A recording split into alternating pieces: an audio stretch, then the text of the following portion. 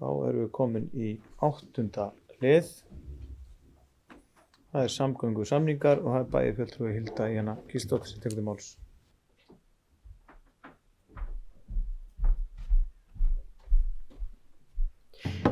Forseti, ágætu bæjarfulltrúar.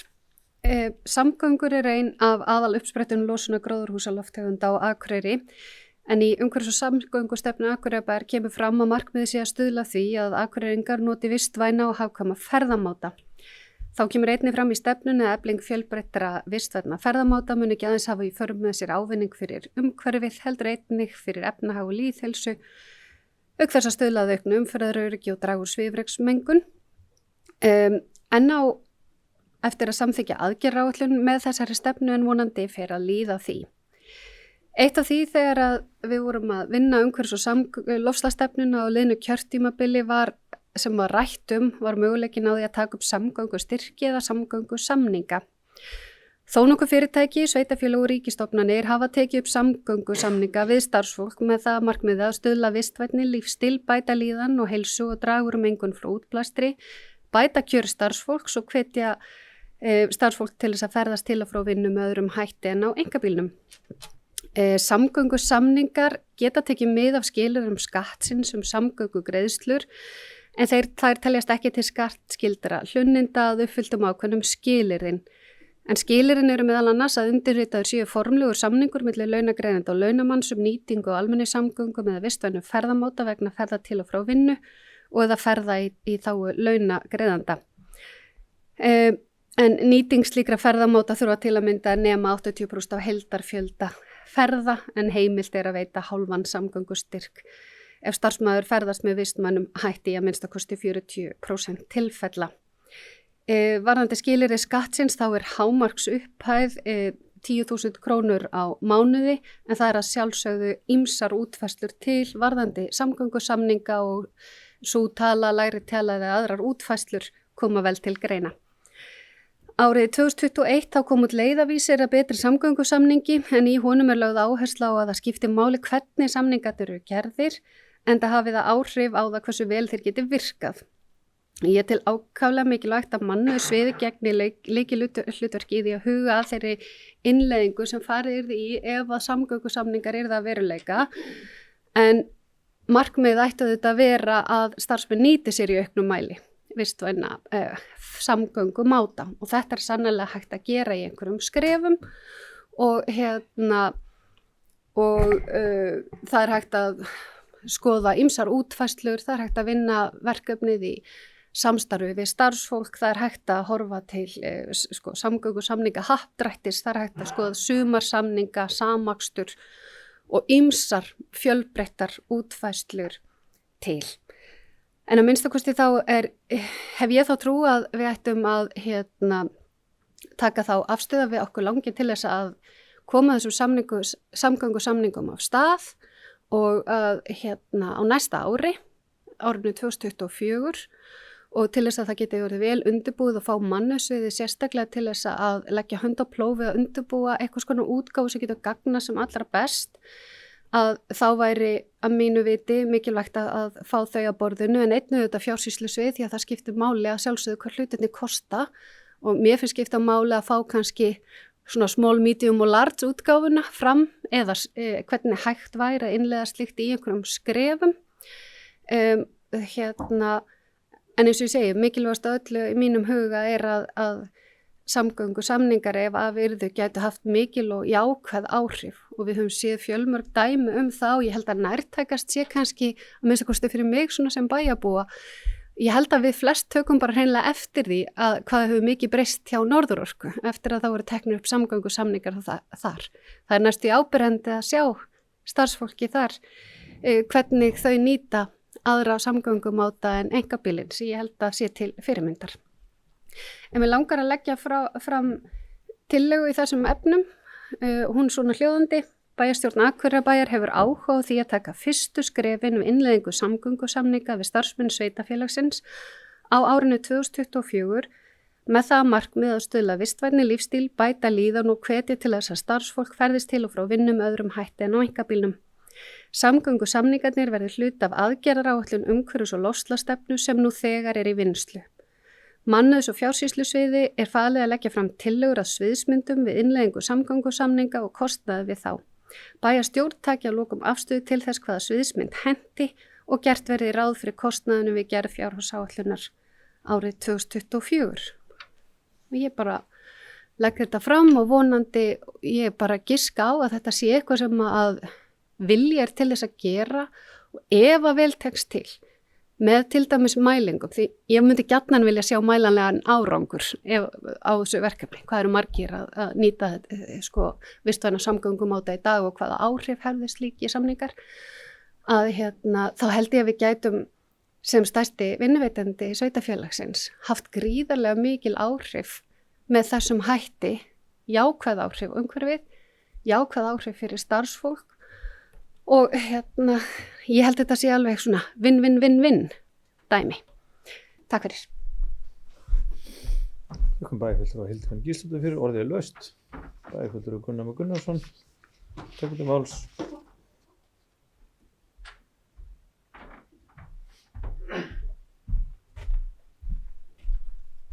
Forseti og ágætu bæjarfulltrúar, ég vil þakka bæjarfulltrúa Hildifunni fyrir þessa umræðu.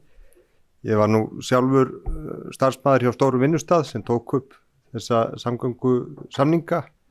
Ég hafði sjálfur góða reynsla af því og ég held að vinnustaðurinn hafi haft góða reynsla af því. Þannig ég held að sé að gera að við skoðum þetta og mér finnst þetta sjálfsagt að við reynum, bara látum á þetta reyna og svona fyrir utan önnur rök þá langaði mig bara rétt til að koma inn á þessi, hvað við getum kallað efnahagslegu rök að miða við svona útreiknaðar reksturskostnað félag íslenskra bifreiðeigenda að hóværasta talan það er 107.000 krónur á mánuði rekstrarkostnaður á bíl.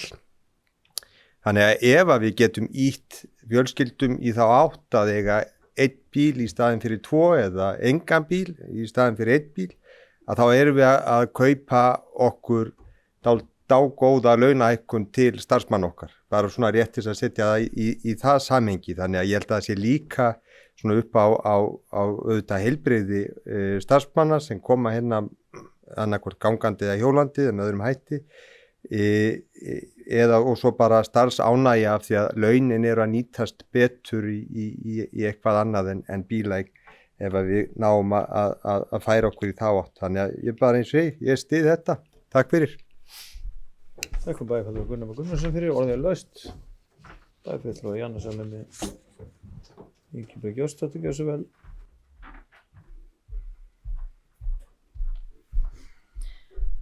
Forseti ágætu bæjarfulltrúar, ég fagna því að bæjarfulltrúi Hilda Jana Gísladóttir hafi tekið upp þessa umræðu samgöngustyrki eða samninga því það er svoleiðis að það eru margir kostir fólknir í því að taka upp samgöngusamninga og til þess að ná metnaðarfullu markmiðum okkar í umhverfis- og loftslagsstefnunni sem var samþykkt fyrir tæplega ári síðan að þau þurfi að grípa til margra mismunandi aðgerða. Þar eru til að mynda metnaðarfull markmiðum að draga úr ferðum á einkabíl til og frá vinnu, framhaldsskólum, háskólum og svo framvegis og þetta held ég einn mikilvægur liður í því. Það segir líka í þeim leiðarvísi sem Hilda vísaði í áðan að bæjarfulltrúi Hilda að þá sýna rannsóknir að þeir sem ganga eða hjóla til vinnu eru að jafnaði ánægðari, heilbrigðari og afkasta meira en þeir sem nota aðra ferðamáta. Og ég segi að við sem erum hérna í bæjarstjórn og göngum og hjólum til vinnu að við erum ekki alltaf kátari en hinir. En ég fagna þess og vona við finnum farsæla lausn. Þessi leiðarvísir virkilega góður til þess að við getum unnið með og fundið leiðir til þess að nýta okkur og þetta gæti verið fjárfesting til framtíðar fyrir Akureyrarbæ til dæmis að fækka veikindadögum og annað og líkt og bæjarfulltrúi Gunnar Már Gunnarsson kom inn á að þá getur þetta verið talsverð launahækkun fyrir starfsfólkið okkar ef þau komast af með færri bíla á heimilinu. Þannig ég held að þetta sé bara plús. Takk. Þakkum bæjarfulltrúa Janna Salmi Ingibjörg Jónsdóttir fyrir, bæjarfulltrúa Jón Hjaltason, gjörðu svo vel.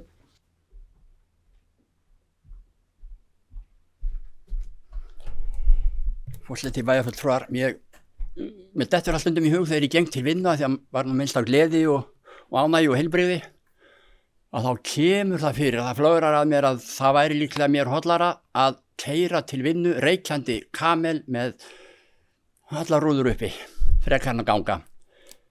Því að mengunin hún slík stundum í Oddragötunni að ég held í sannleika sagt að þetta væri mér hollara. En þetta ekki það sem ég ætla að tala heldur það að einhvern tímann lagði ég það til við dætur mínar að nú ættum við að hækka ökuprófsaldurinn upp í 20 og ég var náttúrulega felldur með það algjörlega leið og fekk bátt í hattinn en ég hafði fyrir því ég allavega fern rök sem ég ætla ekki að fara yfir hér því að við ætlum ekki að hafa fundið mjög langan en það sem ég vil koma að þetta að við erum að horfa á ungu kynslóðina og við erum að mæra hana og tala fallega hana og allt það en hvað gerist hér á vorin þegar skólarnir fara í frí þá dettur umferðin niður gjörsamlega og skýringin afskaplega einföld. Þið þurfum ekki annað en að ganga fram hjá menntaskóla og verkmenntaskóla til að sjá hvað gerist þegar skólarnir fara í frí. Og ég velti bara fyrir mig, getur við með einhverjum hætti haft áhrif á þetta brjálæði að nemendur þurfi nauðsynlega að eiga bíl eða fá lánaðan bíl og koma svo keyrandi í skólan. Getur við, ég held að það væri stórt innlegg í þessa umræðu og þessa baráttu okkar ef við getum með einhverjum hætti breytt þessu hugafari hjá þessu unga fólki innan við 20. Það heldur að lífið fari einhvern veginn á hliðina ef það hefur ekki bílinn. Því miður. Þannig þetta og þess vegna velti ég fyrir mér hvernig við getum breytt þessu. Auðvitað vildi ég helst hafa ökuprófsaldurinn færa hann upp í 20 en það nýtur ekki fylgis. Takk. Það kom bæjarfulltrúar Jón Hjaltason fyrir, bæjarfulltrúar Andri Teitsson, tekur til máls.